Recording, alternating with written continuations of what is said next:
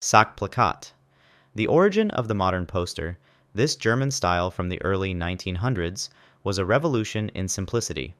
The Sachplakat, or object poster, is defined by its ultra-minimalist aesthetic, a single, realistic depiction of a product set against a flat, bold, color background with a prominent brand name.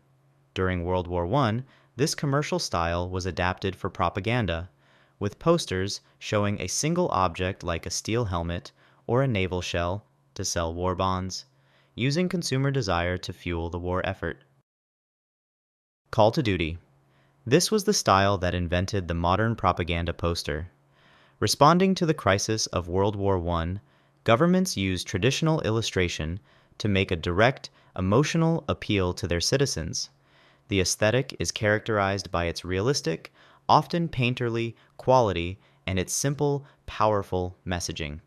Its most iconic feature is the pointing figure, like Lord Kitchener in Britain or Uncle Sam in America, who breaks the fourth wall to make a personal demand for enlistment, sacrifice, and national loyalty. Soviet Constructivism. Born from the revolutionary fervor of 1920s Russia, this was an art of radical, futuristic change. Constructivism rejected traditional art in favor of a bold, abstract, and machine-like aesthetic. Its look comes from a dynamic use of diagonal lines, photomontage, and a limited color palette of red, black, and white. With its stark geometric shapes and bold typography, this style was not meant to be pretty. It was meant to be a visual shock, to build a new world and a new way of seeing for the new Soviet citizen.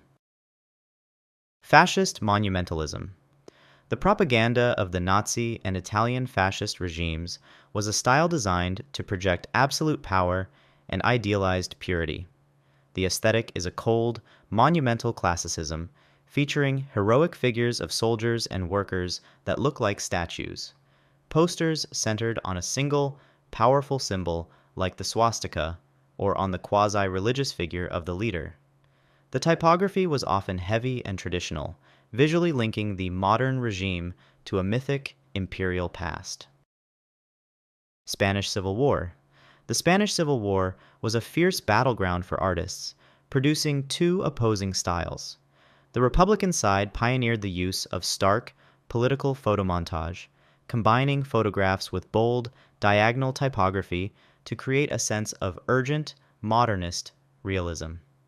In contrast, the nationalist side under Franco used a romantic, almost Hollywood style of classic illustration to depict their soldiers as heroic crusaders, creating a clear ideological divide in the art itself. WPA. During the Great Depression in the United States, the Works Progress Administration created a unique and influential poster style. These were silk-screened public service posters with simplified, modern forms and elegant gradient colors. The posters promoted public health, national parks, and civic pride. It was a softer, more artistic form of propaganda, designed not for war, but to lift the national spirit and communicate the value of community during a time of hardship. Allied Heroic Realism. The style of the American and British war effort was one of nostalgic, reassuring strength and collective action. Its aesthetic is a warm, heroic realism, often reminiscent of magazine illustrations of the time. This style is characterized by its depiction of ordinary citizens as heroes, the determined factory worker, the vigilant housewife, or the brave soldier. From Norman Rockwell's Four Freedoms to the iconic Rosie the Riveter, this style aimed to inspire a sense of shared purpose and the defense of a decent, homespun way of life. Soviet Socialist. After the abstract experiments of the 1920s, the official style of the Soviet Union became socialist realism. This was a state-mandated art form that was meant to be easily understood by the masses. Its aesthetic is a highly idealized and optimistic form of realism, almost photographic in its detail. Posters in this style depict happy, healthy, and heroic workers, farmers, and soldiers, often bathed in a golden, sunlit glow, working together to build a communist paradise under the benevolent guidance of their leaders. Polish School. In post-war Poland, artists developed a unique and sophisticated style of state-sponsored poster art. Trapped between a communist regime and a desire for free expression, the Polish school is famous for its use of painterly, surreal, and often metaphorical imagery. The artists smuggled in ambiguity and intellectual commentary using hand-lettered typography and a fine art sensibility. It was a brilliant, Aesopian language of design, a form of artistic resistance hidden in plain sight. Maoist. The propaganda of Mao Zedong's China was a unique and incredibly powerful evolution of socialist realism. The style is instantly recognizable by its vibrant, almost glowing color palette and its depiction of a beatific, godlike chairman Mao, often surrounded by a sea of adoring, smiling peasants, workers, and soldiers. A key feature is the red, bright, and shining aesthetic, where every face is rosy-cheeked and every scene is bathed in an optimistic light, projecting an image of revolutionary joy and unwavering loyalty. Juche.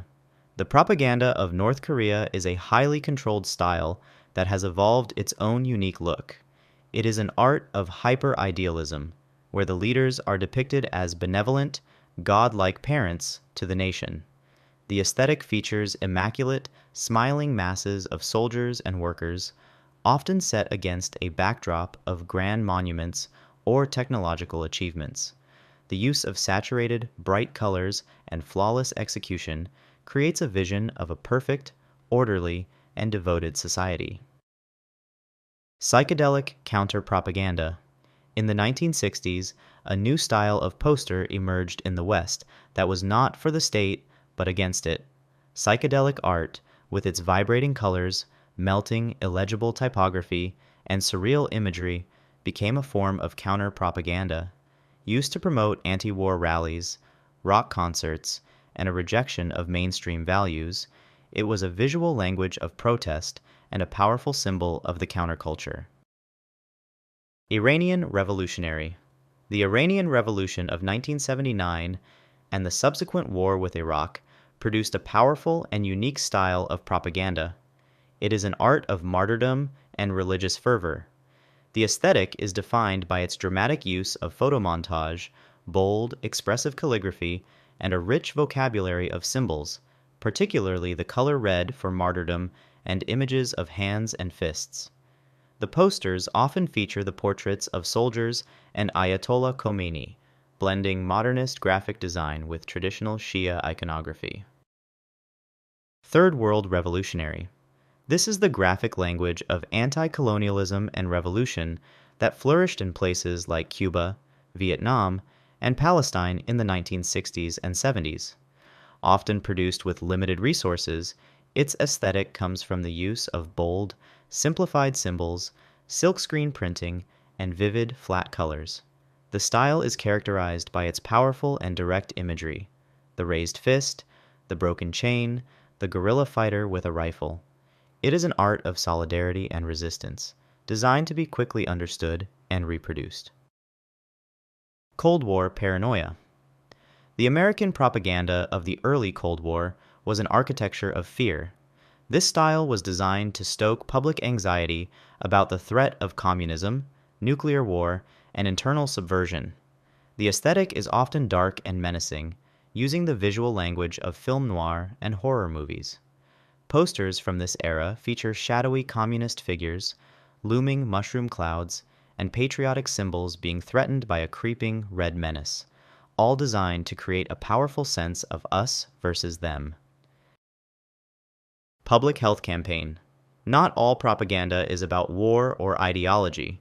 Some of it is about changing public behavior for the collective good.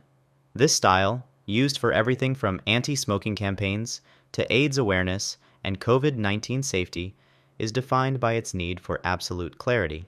The aesthetic can vary, but it often uses simple, direct graphics, a clear, instructive tone, and a focus on personal responsibility.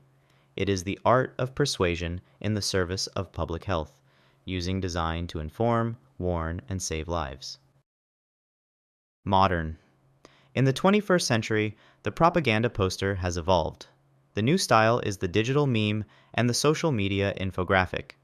This modern form is characterized by its speed of creation, its use of humor, irony, and popular culture references, and its ability to be instantly shared and remixed by millions of people. While it may look different from a classic poster, its function is the same: to spread a simple, emotionally resonant idea to as many people as possible, as quickly as possible. Thanks for watching.